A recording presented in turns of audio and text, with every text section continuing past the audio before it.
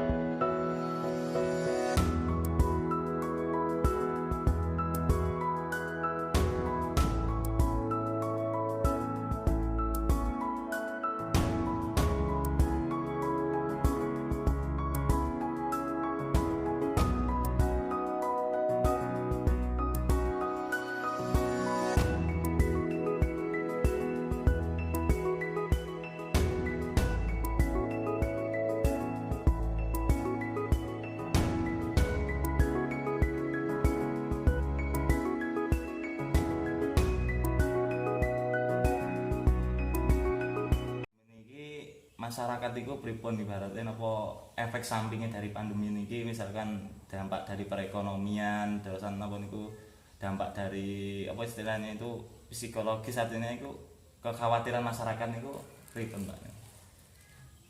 Pandemi secara umum pasti setiap masyarakat merasakan, ya tak? Tapi keuntungannya tempat kita di dusun, khususnya wilayah Nglajer, mungkin dampaknya tidak begitu terasa biarpun sudah berjalan hampir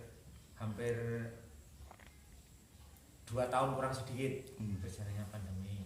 Soalnya masyarakat pedesaan kan untuk tingkat kekhawatiran sendiri, mungkin tingkat kekhawatiran tidak begitu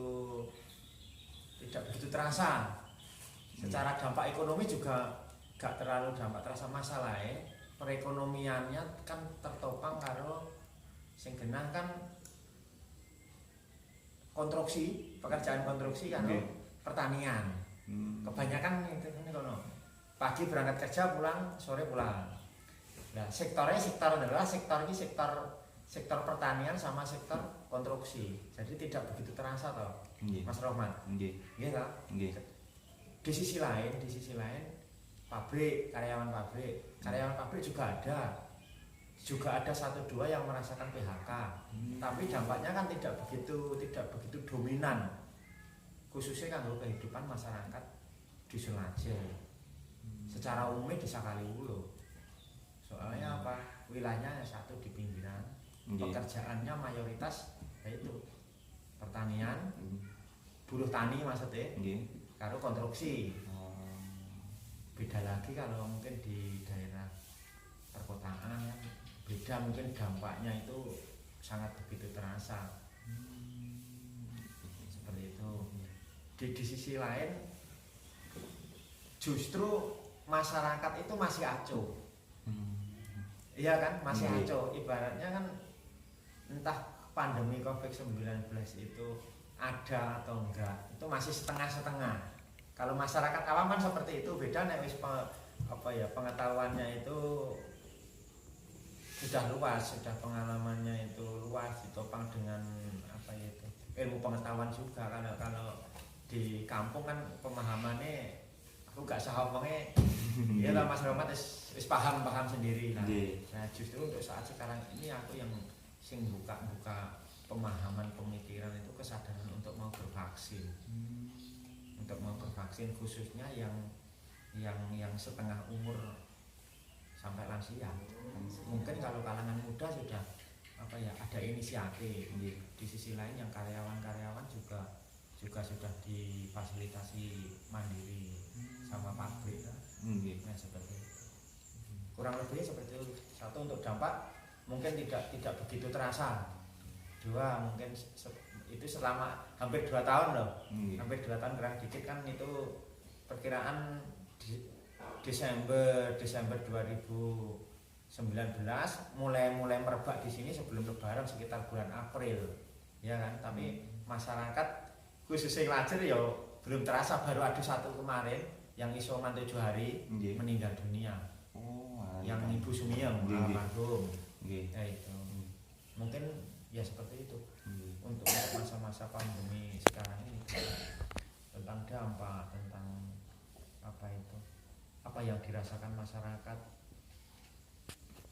yang jelas pengaruhnya untuk kehidupan di sini itu tidak begitu terdampak. Ini yang saya omongi jujur, kami ya kan setidaknya Pak kan ya rasanya dhewe ta Mas. Kecuali kalau mungkin di sisi penopang kehidupan, mungkin penopang kehidupan ini dalam arti macam keseharian ini di luar itu, mungkin di luar buruh tani, pertanian, di luar yang utama konstruksi. Ya itu nggak berani bicara aku tentang itu, soalnya itu kan aturan pemerintah, instruksi menteri, bupati. Soalnya yang pekerjaan itu kan 100% boleh. Nah itu suatu keuntungan sendiri bagi masyarakat Nglajer. Ya seperti itu Pak. Dari segi pemerintahan itu apa enten motivasi kangge masyarakat umum, misalkan nek banyak tahun ini masyarakat apa istilahnya itu menggerutu kepada sistem pemerintahan, mungkin bantuan pripun tangganya niku pripun Pak niku secara khusus. Secara khusus pemerintah desa sama PKSK yang untuk kesejahteraan sosial masyarakat desa itu ada sosialisasi sendiri, kan ada pendamping desa. Pendamping desa itu mungkin setiap bulan itu kan di sini kan ada 2 jenis bantuan misalkan. yang ada pendampingnya itu ada PKH, BPNT. PKH itu Keluarga Harapan, BPNT bantuan pangan non tunai yang berupa sembako sama beras. Kalau yang PKH kan ada uang untuk anak sekolah misalkan. Nah, itu ada pemahaman tersendiri. Setiap bulan ada pertemuan, ada sosialisasi. Untuk masyarakat Nglajer sendiri sebetulnya banyak. Cuma dikembalikan lagi untuk kesadarannya yang memberi sosialisasi sama kesadaran orang yang bersangkutan. Misalnya ada pertemuan setiap bulan, ada pengarah. Mungkin misalkan berjenjang setiap 6 bulan mesti kehidupan orang itu berubah, mungkin tingkat ekonomi ini atau 1 tahun misalkan. Soalnya itu kan di sisi lain Bapak Ibu semisalnya kehidupan jenengan sudah berubah, sudah ada peningkatan dari kemarin ekonomi lemah, sekarang sudah bisa ada kemajuan, bisa menopang hidup. Dimohon untuk kesadarannya mengundurkan diri. Nanti kan ada misalkan diganti sama yang lain yang lebih membutuhkan. Seperti itu. Sebetulnya seperti itu. Tapi berjalannya mungkin berdasarkan kesadaran masyarakat. Di sisi lain aku ra njaluk, aku diwehi di negara lah sing yang membuat susah seperti itu. Padahal kuotanya sepengetahuanku itu kuotanya itu ya segitu-gitu aja. Misalkan Nglajer itu dapat taruh aja PKH sama BPNT itu 100 orang, itu hampir 100 keluarga, itu hampir sepertiga masyarakat sudah dapat. Soalnya kalau rumah kan sekitar 280, kalau 100 lebih dapat kan hampir separuh lah sebetulnya. Anda paham lah Mas? Misalkan satu RT 118, misalnya nek krungu-krungu, oh meh kaya oleh sira oleh gori iki wayang lah. Sebenarnya itu bisa mengundurkan diri yang merasa mampu, tapi kesadaran dia tanpa ada paksaan sudah merasa mampu, biar dikasihkan ke yang tidak mampu. Misalkan dia punya rekomendasi Pak pendamping, misalnya kan Mas Idris di sini nama pendamping. Saya sudah merasa hidup saya mampu lebih daripada dia, lebih baik saya kehidupannya. Biar nanti kalau bisa saya kasihkan ke dia. Caranya gimana Pak Idris? Jenengan yang lebih tahu, kan seperti itu. Regulasinya maksudnya aturannya. Misalkan nanti ini dengan ini mengundurkan diri, mau dipromosikan ke yang ini, misalkan itu mungkin ada prosedur sendiri, saya tidak tahu. Prosedur tersendiri juga maksudnya. Untuk dari pemerintah desa khususnya itu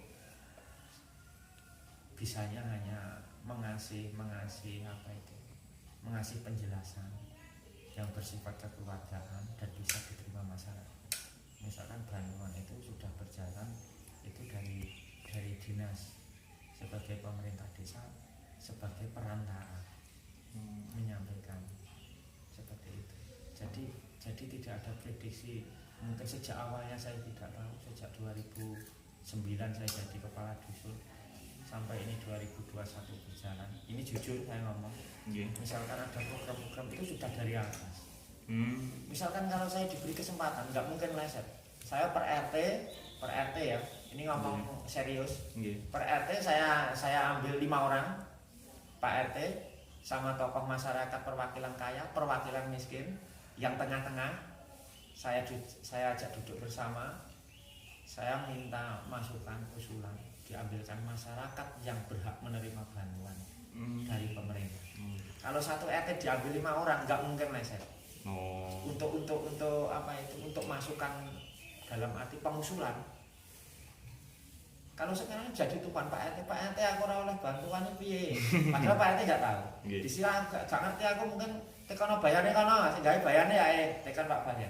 Pak Bayan juga jawab. Itu tinggal dari atas kita menyampaikan. Kalau kita menyuruh untuk mengasihkan orang lain, kita juga salah, itu menyalahi aturan. Kalau kebijakan, apalagi saya orang pemerintahan tahu aturan kebijakan ini, kecuali kalau ada kesadaran dari yang bersangkutan itu sendiri. Seperti itu kurang lebihnya tentang pemahaman dari pemerintah desa, penjelasan ke warga. Soalnya tidak 1-2, mungkin tindak ke tempatnya Pak Lurah minta penjelasan. Oh dia dapat bantuan kok dia aja, kok saya enggak. Misalkan akhir-akhir ini mungkin tahun-tahun terakhir, di antara 2 tahun belakangan sejak ada pandemi khususnya, mungkin tambah bulan-bulan terakhir ini juga, di antara tahun 2021 ini kan banyak kucuran bantuan sebenarnya. Tapi yang menerima kan dia sebenarnya yang kecatet di dinas, mungkin di dinas sosial itu ya nama dia. Kecuali kalau ada pembetulan, misalkan ada pembetulan secara khusus. Misalkan di atas, mungkin kalau untuk sekarang kan masyarakat itu terpapang di media televisi. Bantuan di Google, iki ada pencairan uang 600.000, 300.000 semisal. Tapi kenyataannya kan yang dapat ya memang sejak awal ya itu. Ya seperti itu. Jadi menimbulkan kerancuan. Pak Kadus, mungkin Pak Kadus di bawah naunganipun bawahnya kan Pak RW, Pak RT mau ngasih penjelasan, ya ibu hoyo mau ngomong seolah dadani iki bantuan sing gawe sapa ya ora wani. Kan seperti itu. Kurang lebihnya seperti itulah tentang efek dari masyarakat ya bertanya tentang yang dikejar, ya tentang keterangan tentang bantuan. Mungkin cuma ingin tahu regulasinya gimana dan seperti apa. Kalau dari pemerintah desa sendiri secara khusus mungkin menangani pandemi ini difokuskan dalam arti juga sosialisasi ke warga keliling, menyampaikan kalau di masa pandemi ini kita misalkan diwajibkan untuk selalu memakai masker untuk antisipasi kesehatan, jaga jarak, tidak bersalam-salaman, berjabat tangan dalam artinya juga dilarang mobilitas pergi kalau tidak ada kepentingan yang begitu, misalkan seperti itu. Di sisi lain juga sering cuci tangan kalau kita pulang dari mana aja atau habis dari kegiatan apa aja. Di sisi lain juga pemerintah desa memfasilitasi masker sudah dibagikan, mungkin setiap kepala keluarga atau satu atau dua mungkin sudah nerima itu dari desa semua. Yang saya suruh ngasihkan ya Pak RT kalau saya. Mungkin di sisi lain setiap mungkin ada apa itu yasinan, Mbak Kati juga kalau ada pas ada pembagian masker. Terus sekarang juga di posko berjalan selama PPKM darurat ini sekarang level 4 itu ada posko tempat tiket itu perangkat desa sama lembaga desa, dalam artian nanti untuk mengasih tahu, tugasnya mengasih tahu dilarang berkerumun selama PPKM untuk membatasi supaya tidak terjadi penyebaran corona. Terus di desa sekarang juga ada tempat isolasi mandiri. Semisal ada warga isoman mungkin tempatnya di rumahnya kecil, tidak bersekat sama keluarga untuk mencegah penularan, nanti bisa di desa ada tempat nanti untuk makan, tidur, semua fasilitas hidup insya Allah selama isolasi mandiri itu sudah difasilitasi sama pemerintah desa. Kalau saya kemarin malam Jumat pagi hari Sabtu sudah saya sampaikan ke Pak RT. Sebenarnya juga tentang sosialisasi vaksin juga. Setiap saya Mas Rohmat, aku megang di sini sebisa mungkin Pak RT, Pak RW, Pak kerja saya itu sebenarnya kan sejalan dengan saya. Misalkan yang lebih tahu kan Pak RT. Misalkan ada program dari pemerintah, saya sampaikan gini. Maksud saya itu Pak RT juga respon cepat. Jadi masyarakat itu tahu, biarpun dia itu ada inisiatif atau enggak, setidaknya dia itu informasi itu segera tahu. Nanti biar tidak terjadi kerancuan, cara-cara seling surup informasi. Lalu yang membuat kita tidak bisa nyaman ya seperti itu. Di antara informasi yang sebenarnya sama yang berkembang di bawah beda. Jadi kan menimbulkan problem masalah tersendiri. Padahal tidak ada masalah.